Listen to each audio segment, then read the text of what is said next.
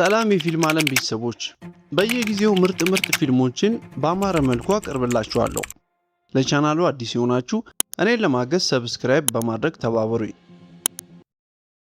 ፊልማችን የትምህርት ቤቱ ረባሽና አመፀኛ የሆኑትን ተማሪዎች በደስታ ሲፈነጥዙ እያስመለከተን ይጀምራል።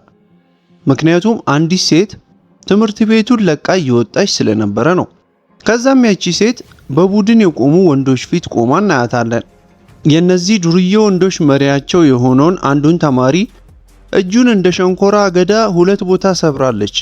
ከዚህ ቀደም በዚያ አረመኔ ስራዋ ታዲያ ከትምህርት ቤቱ ተባራ ትምህርት ቤቱን ለቃ እየወጣች ነው የምናያት።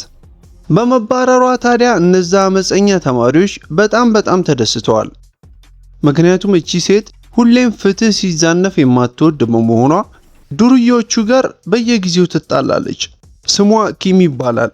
ታዲያ የዱርዬዎቹን ስራ አይታ ስለማታልፍ እየተጣለች ስትደበደባቸው ከትምህርት ቤቱ መባረር ለሷ ብርቁ አይደለም።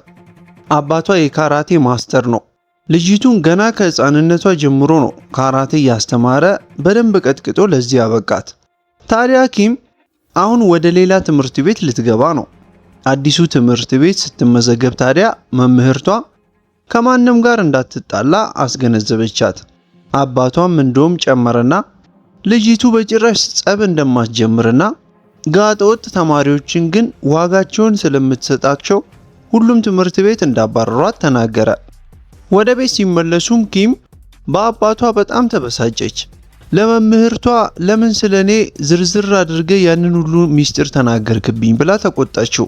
አስተማሪዎች እኮ ጸባይኛ ተማሪዎችን ከመከላከልና ከመደገፍ ይልቅ ሁሌ ጋጠወጥ ተማሪዎችን የሚደግፉት አለችው። አባቷም ቀጠለና ከዚህ በኋላ ራስሽን አረጋጊ ብሏት ከስራ ሲደወልላት ጥሏት ወደ ስራ ሄደ። ኪም አሁን ቀስ ብላ እየሄደች ሳለች ሁለት ጋጠወጥ ተማሪዎች ፈተና አላስኮርጅ ያላቸውን አንድ ጎበዝ ተማሪን መሬት አስተኝተው እየረገጡ ሲደበድቡት ተመለከተቻቸው። የልጁ ስም ጆንግ ይባላል። እየደበደቡት እንኳን ለፈተናው አንብባችሁ በራሳችሁ መዘጋጀት ነበረባችሁ፣ ለምን እኔን አላስኮረጅከኝም ብላችሁ ትደበድቡኛላችሁ እያለ ይናገራቸዋል። ዱርዬዎቹ ግን ለማዳመጥ እንኳን አልፈለጉም፣ ቀጠቀጡት። ኪም ተጠጋችና ታዲያ ሁኔታውን በስልኳ መቅረጽ ጀመረች። ልጆቹ አዩአትና የቀረጽሽውን አሁኑኑ ዲሌት አድርጊው አሏት። ሁለቱ ሴቶች እንደውም ማንነቷን ሳያውቁ ሊጣሏት ተጠጓት። ኪም ታዲያ ቀለል አድርጋ ገፈተረቻቸው ሁለቱንም። አሁን ከዱርዬዎቹ አንዱ እየተጠጋት የመጣላት ችሎታውን ለማሳየት ፊቷ መፈንጠስ ጀመረ። ኪም ግን በሴኮንዶች ውስጥ ልዩነት እንደ ተራበ ጅብ ቅርጥፍጥፍ አድርጋ በላችው። አስተኝታም እንደ ኳስ ትጠልዘው ጀመር። ጆንግ ይሄን ሁሉ እየተመለከተ ይደነቃል። ሁለቱንም ወንዶች ደና አድርጋ ጠፍጥፋ ከረፈረፈቻቸው በኋላ ሄደች። በቀጣዩ ቀን ኪም ትምህርት ቤቱን በይፋ ተቀላቀለች። በአስገራሚ ሁኔታ ታዲያ ጆንግ እና እሷ ተመሳሳይ ክፍል ናቸው። ሁለቱ ጆንግን ሲደበድቡት የነበሩ ተማሪዎችም ሲያዩት አፈሩ፣ እዛው ነበሩ። ጆንግ ታዲያ የግሉ ቦዲጋርድ ያገኘ ይመስል ትልቅ እፎይታ ተሰማው። ግን እሷ ቢያወራትም ችላ ብለው ሄደች። ትምህርት አልቆ ከክላስ ሲወጡ ጆንግ ተጠጋትና ላደረግሽልኝ ነገር ሁሉ አመሰግናለሁ ሲላት፣ ኪም ግን ወደ ጆሮ ተጠጋችና ምስጋናን እንድቀበል ከፈለክ ከአጠገቤ ራቅልኝ፣ ዞር በልልኝ ከፊቴ አለችው። ያንን ነገር ሁሉ ያደረኩት እኮ ላንተ ብዬ ሳይሆን ዱርዬዎችን ዋጋቸውን መስጠት ስለሚያስደስተኝ ነው አለችው። በዛ ምሽት የጆንግ እናትን ሬስቶራንቷን እናያለን። እዛም ዱርዬ ደንበኞች ምግቡ ስለማይጣፍጥ ብር አንከፍልም ብለው እንዲያውም የጆንግ እናትን ገፍትረው ይጥሏታል። ጆንግ ታዲያ እናቱን አግዞ ለመከላከል ሮጦ ቢመጣም ሰውየው በጥፊ ወለወለው እሱንም። ጆንግ አባት ስለሌለው ሬስቶራንቱን የምታስተዳድረው እናቱ ናት። በቀጣዩ ቀን የሁለቱ ዱርዬ ሴቶች መሪ የሆነችው ጆንሃይ የተባለችው ሴት ኪምን ተጠጋቻትና ጓደኞቼን ማን ስለሆንሽ ነው የመታሽብኝ ብላ ጠየቀቻት። ያንቺ ጓደኞች እኮ በእኔ ከመጠፍጠፍ ውጪ ሌላ ቁም ነገር የላቸውም ብላ አስገራሚ መልስ መለሰችላት ኪም። በዚህ የተበሳጨችው ጆንሃይ እንዴት ብትዳፈሪ ነው እንደዚህ የምትመልሽልኝ ብላ እጇን አንስታ በጥፊ ልትመታ ስትል፣ ነገር ግን ኪም ከመቅጽፈት እጇን ጠምዝዛ በጠረባ መሬት ላይ ጣለቻት ልጅቱን። ሁሉም ተመልክተው ደነገጡ። አሁን እንደተዋረደች የገባት ጆንሃይ ሁለቱን ሴቶች ሂዱና ያዟት፣ ለሁለት እናንተ ስትይዟት እኔ ጠጋብዬ በደንብ ደበደባታለሁ አለቻቸው። ሁለቱ ሴቶች ግን የቀመሱት ጥፊና እርግጫ ስላስታወሱ እንኳን ሄደው ሊይዟት ይቅርና እግሬ አውጪኝ ብለው ሮጠው ጠፉ። አሁን ኪም ልጅቱን አስጠነቀቀቻት። በድጋሚ እኔ ጋር ለመጋፈጥ ብትሞክሪ እጨርስሻለሁ አለቻት። ጆንግ ሁሉንም ነገር ከሩቅ ሆኖ ይመለከታል። አሁን ንዴቷ አልበርድ ያላት ጆንሃይ ወደ ሁለት ወንድ ጓደኞቿ ሄደች። አንደኛው ታይ ይባላል። የትምህርት ቤቱ የተማሪዎች ህብረት ፕሬዝዳንት ነው። ሁለተኛው ደግሞ ሃይሰንግ ይባላል። የረጅም ጊዜ የጆንሃይ ጓደኛዋ ነው። ጆንሃይ ታዲያ አንዲት መጥፎ ሴት ወደ ትምህርት ቤታቸው እንደመጣች እሷንም በተማሪዎች ፊት እንዳዋረደቻት በመግለጽ ሪፖርት አደረገች ለነሱና ሂዱና ተገቢው ምላሽ ስጧት፣ ተበቀሉልኝ አለቻቸው። ወንዶቹ ግን ጭራሽ ራስሽን መከላከል አቃተሽ ብለው ሳቁባት። አሁንም ኪም ታዲያ ወደ ቤቷ እየሄደች ሳለች ጆንግ ሮጦ ተከተላትና ድብድብ አስተምሪኝ እኔንም ብሎ ጠየቃት። እኔንም ድብድብ አለማምጂኝ ብሎ ለመናት። ሁሌ ተማሪዎች እያሰቃዩኝ፣ የእናቴ ሬስቶራንትም በየጊዜው ዱርዬዎች እየመጡ እያሰቃዩን ነው አላት። ስለዚህ እባክሽ እኔንም እናቴንም መከላከል ስለምፈልግ ራሴን እንዴት መከላከል እንዳለብኝ አንቺ አስተምሪኝ አላት። ኪም ወዲያው ተስማማችና ጆንግን ቤቷ ወሰደችው። አባቷም ጆንግን የካራቴ ተማሪ አድርጎ ቶሎ ተቀበለው። ለኪም ታዲያ አዲስ ተማሪ ስላመጣሽልኝ ብሎ አባቷ ከረሜላ ሸለማት። ኪም ግን ከረሜላ ሳይሆን ገንዘብ ስጠኝ ብላ ገንዘብ ተቀበለችው። አሁን ጆንግ ስልጠና ጀመረ። ከሚባለው በታች በጣም ደካማ ነው። ቀላል ስራዎችን እንኳን መስራት አቃተው። እሷ ግን እያስገደደች ብዙ ልምምዶችን ማስተማር ጀመረች እሱን። በነጋታው ወደ ትምህርት ቤት ሲሄድ ስትራፖ እግሩን ወጥሮ ቆላልፎ ይዞት እንደ 90 ዓመት ሽማግሌ እየተንቀጠቀጠ እየተራመደ ሄድ ጀመር። ኪም ታዲያ ከኋላው መጣችና ምንም ሳትራራለት ትምህርት ቤት እንዳይረፍድብህ ብቻ ብላ ጥላው ሄደች። ክላስ ውስጥ ተቀምጣ ሳለ ሁለቱ ዱርዬ ተማሪዎች ጠሯትና የትምህርት ቤቱ ተማሪዎች ህብረት ፕሬዝዳንት ይጠራሻል አሏት። እዛ እንደሄደች ታዲያ ታይ የተባለው ፕሬዝዳንቱ ስታገኘው ሃይሰንግና ጁንሃይ ተከትለው ገቡ። ሶስቱም ኪምን በየተራ ስለተፈጠረው ነገር ጠየቋት። ሃይሰንግ በጣም ንጹህና ፍትሃዊ ሰው ነው። ለጓደኛው ጁንሃይ ብሎ ሌላ ሰውን መወንጀል አልፈለገም።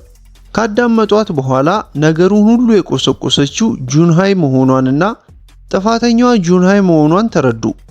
ከዛም ሃይሰንግ ኪምን ሂጂ በቃ አንቺ ጥፋተኛ አይደለሽም ብሎ ሸኛት። ኪም ስትሄድ ታዲያ ታይና ጁንሃይ ሃይሰንግ ላይ ተበሳጩበት። ሃይሰንግ ታዲያ ታይን አስጠነቀቀው። ያለህን ስልጣን ተጠቅመህ ጓደኛህን ብቻ የምታግዝ ከሆነ ስምህ ይጠፋል፣ ስልጣንህንም ትነጠቃለህ አለው። በጊዜ ሂደት ኪም እና ጆንግ ጥሩ ጓደኛ ሆኑ። በዛው ምሽት ሃይሰንግ ከጓደኞቹ ጋር ፓርቲ ውስጥ ነበር። ኮንሲክ የተባለ ተማሪ መጣ። ኮንሲክ የፕሬዝዳንቱ የታይ ጓደኛ ነው። ከዚህ በፊት ትምህርት ቤት ውስጥ ተማሪዎችን ሲያሰቃይ ተባሮ ነው። ታይ ግን ይሄንን ዱርዬ እንዲመለስ አደረገው አሁን ወደ ትምህርት ቤት። ሃይሰንግ ታዲያ ታይን ወደ ውጪ ጠራውና ይህንን የተባረረ ዱርዬ ለምንድነው ወደ ትምህርት ቤት ተመልሶ እንዲገባ የምትፈቅድለት አለው። ምን ያህል አረመኔና ዱርዬ እንደሆነ እያወቅ ለምን እንዲመለስ እድል ትሰጠዋለህ አለው። ታይ ሲናገርም ብዙ ስልጣን እንዲኖረኝ ይፈልጋለሁ እና ራሴን በአደገኛ ሰዎች መክበብ እፈልጋለሁ፣ የዱርዬዎቹን መሪም መቀላቀል እፈልጋለሁ አለ። ከዛ እነሱን ጓደኛ ካደረኩኝ ማንም ሊጠጋኝና እኔን ደፍሮ ስልጣኔንም ሊቀማኝ አይችልም አለ። ይህ ሐሳብ ግን በታይሰንግና በታይ መሃል ከባድ ክርክር አስነሳ። በቀጣዩ ቀን ታይ የዱርዬዎች መሪ የሆነው ተማሪን በድብቅ ሄዶ አገኘው። ከነዚህ ዱርዬዎች ጋር ማበር ይፈልጋል ታይ። ታዲያ የዱርዬዎቹ መሪ ተነሳና እኛ ጋር ለመቀላቀል ከፈለክ ደህና ገንዘብ ያስፈልጋል፣ ለኛ ቀድመህ ብዙ ገንዘብ መክፈል ይጠበቅብሃል አለው። ታይ ታዲያ በሐሳቡ ተስማማና ወደ ቢሮ ሄደ። ከዛም ቢሮ ሄደና አሁን ታይ ወደ ካንሲክ ዞረና ዱርዬዎቹን ለመቀላቀል የሚያስፈልገንን ገንዘብ ለማግኘት ደካማ ተማሪዎችን እያስፈራራን ከነሱ ገንዘቡን እንሰበስባለን አለው። ከዛም ታይ ለካንሲክ የመጀመሪያ ኢላማችን ይሄ ነው ብሎ የጆንግን ፎቶ አስመለከተው።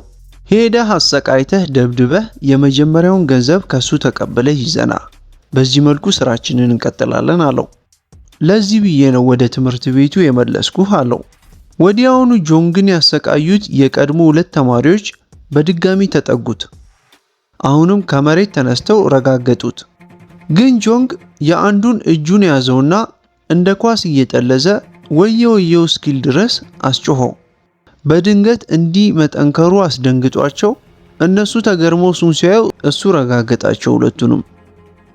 በተራቸው ታዲያ እነሱም ተነስተው እየደበደቡት ሳለ በመሃል ሃይሰንግ መጣ። ዞር በሉ ለምንድነው የምትመቱት ብሎ ሲያስቆማቸው ከየት መጣ ሳይባል ካንሲክ ከኋላ ዘሎ በመምጣት ረገጠው ሃይሰንግን። ሰዎች ጣልቃ ሲገቡ ደስ አይለኝም እያለ ሃይሰንግን አስተኝቶ ደበደበው። ከዛም ካንሲክ ጆንግን ጆሮውን ቆንጥጦ እንደ ሌባ ድመት ካሽቀነጠረው በኋላ ኪም በድንገት ደረሰች። ከዛም ጆንግን ጥያቄ ጠየቀችው። ከዚህ በፊት ካራቴ ተምረህ አታውቅም ማለት ነው አለችው። በጣም ታሳዝናለህ አለችው። አባቷ እኮ በደንብ አድርጎ አሰልጥኖት ነበር ጆንግን።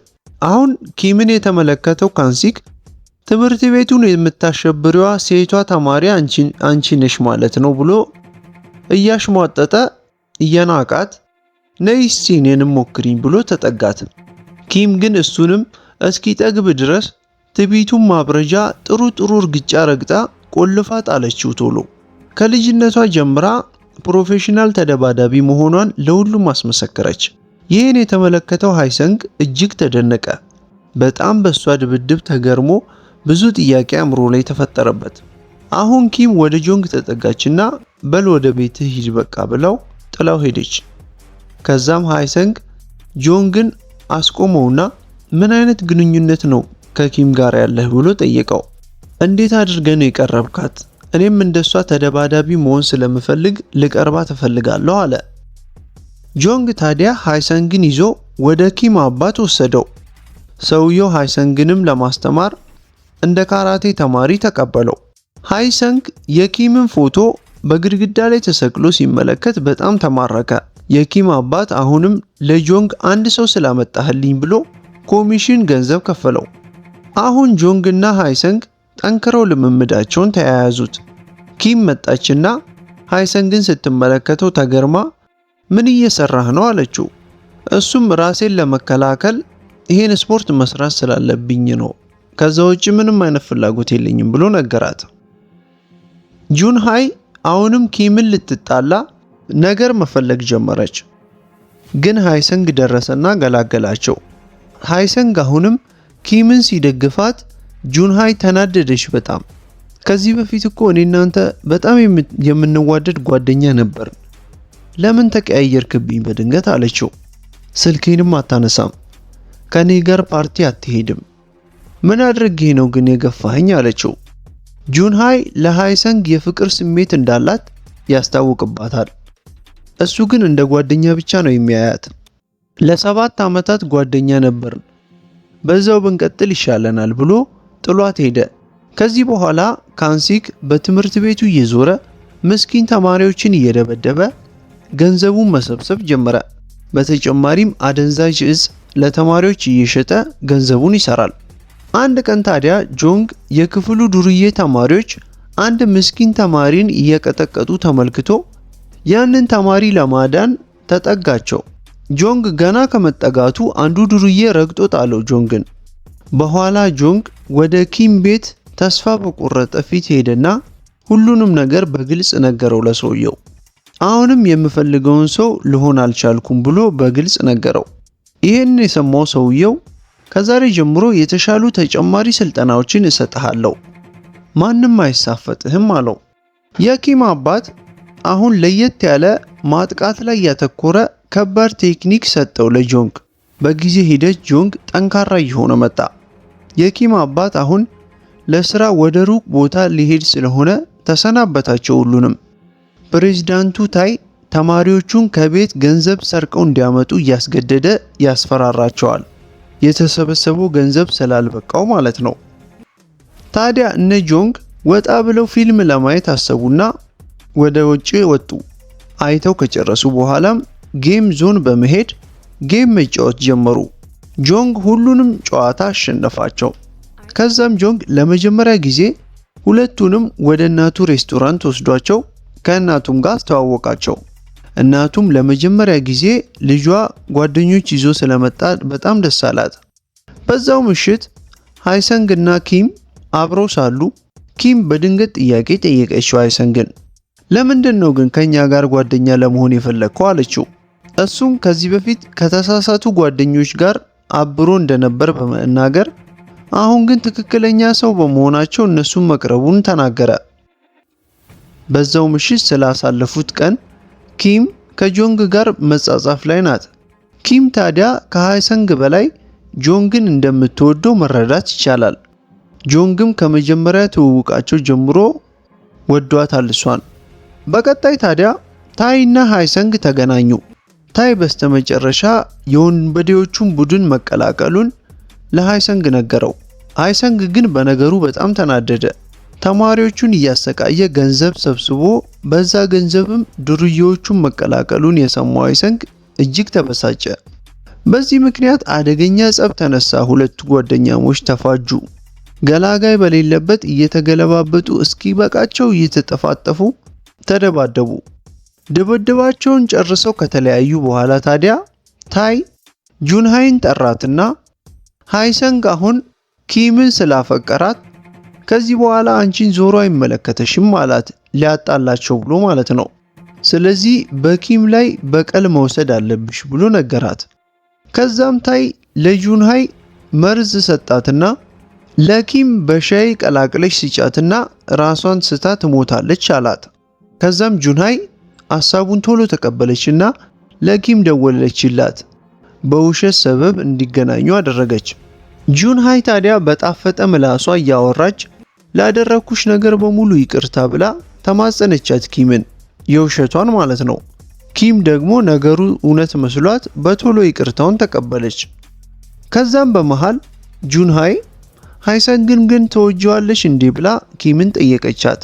ኪም ግን አይ ከጓደኝነት ያለፈ በኔና በሃይሰንግ መሃል ምንም ሌላ ነገር የለም እኮ አለቻት። ጁንሃይ ቀጠለችና እኔ ሃይሰንግን በጣም ወደዋለሁ፣ እሱ ግን መልሶ አይወደኝም አለች።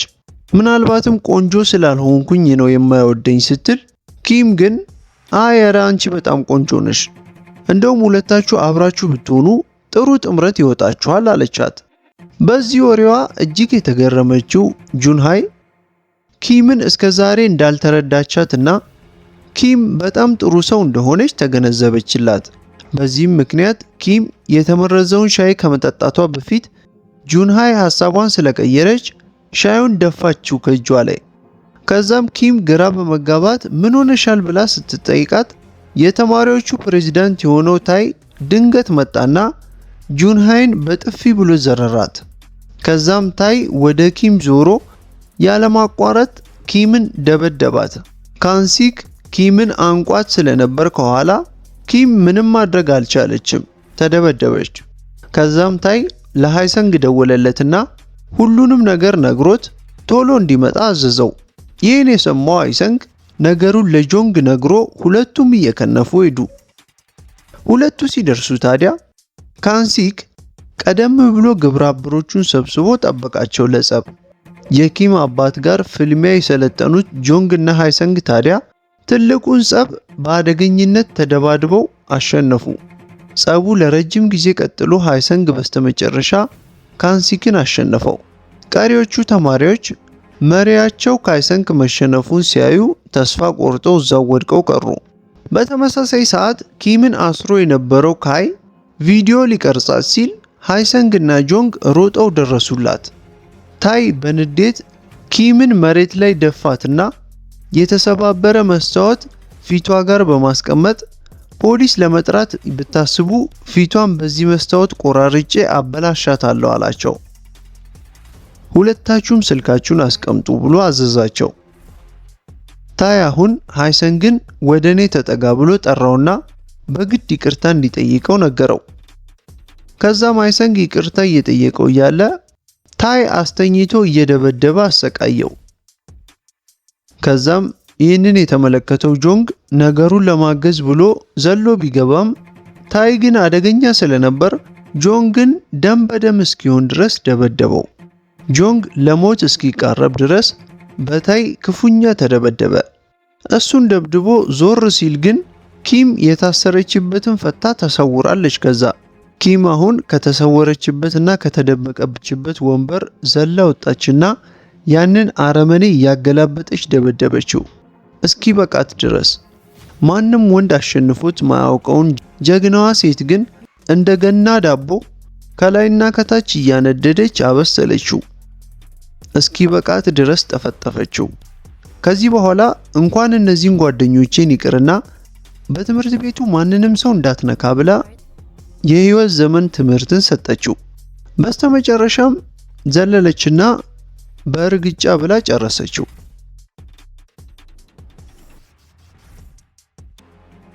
ሶስቱ ጓደኛሞች አሁን እርስ በርስ እየተደጋገፉ ደህና መሆናቸውን ተጠያየቁ።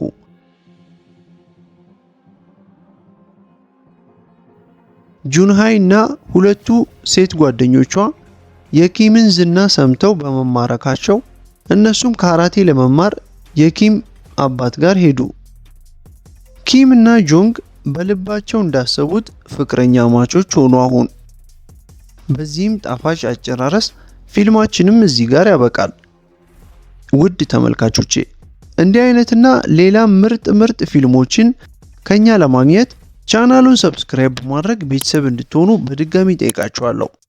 እስከ መጨረሻው ድረስ ስለተከታተላችሁኝ በጣም ከልብ ያመሰግናለሁ። ሰላም ቆዩልኝ።